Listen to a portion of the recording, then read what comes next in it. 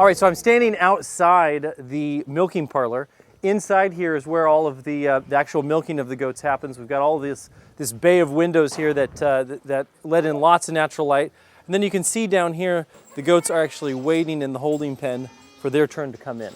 This is where the goats basically wait their turn to be milked in the milking parlor, which we'll go inside and get a good shot at here in a minute.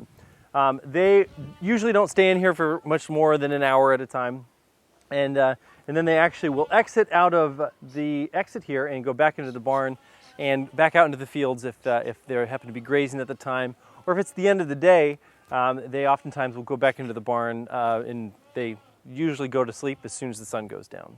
I'm standing outside of our milk room, and just beyond the milk room comes the milking parlor. We keep them separate because the milking parlor is where the animals come, and we actually want to hygienically move it from the milking parlor into the milking room. So the first milk room actually contains the tank and the cooling system and all of that. And after that comes the milking parlor. We actually will milk about 26 goats at a time. And because of that, we can run through quite a few goats in an hour. So as the goats come in, they each find their own stanchion, put their heads in, which automatically will secure their heads so they stay in one spot. Each goat will then go find its own stanchion, and the entire stanchion rolls back and forth. It'll actually roll back, which makes the goats kind of slowly back up. And when they're done, after the milking machine is done, it will automatically pull off of the animal, take it off automatically. So some of them are being manually milked right now.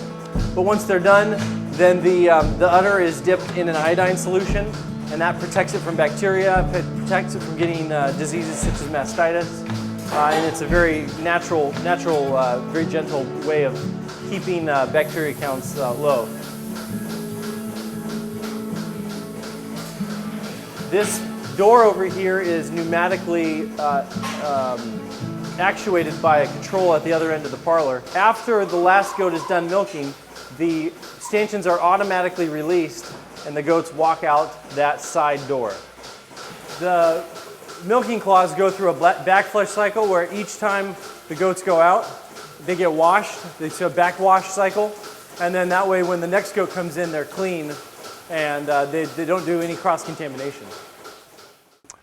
After the goats are finished milking, they actually exit through a door that's right underneath the eaves there, and then they'll actually make their way down this little exit pathway back out into the barn and back out into the fields. But a lot of times they kind of linger and loaf around in the line there and establish dominance and kind of a pecking order and whatnot. But it's kind of it's the way that they're able to go back out into the barn. If there's an issue with the goat and we need to check her for later in the day, we'll actually put them in this little temporary holding pen right here. That way the milkers don't have to ever leave the goats that they're milking. They just put them in this pen real quick, and then at the end of milking, we'll come back out and check them or do whatever kind of exam we need to do. So last year, we raised about 100 goats, and we used numbers in the 700s. So you'll see goats all over the farm with 700 numbers on them.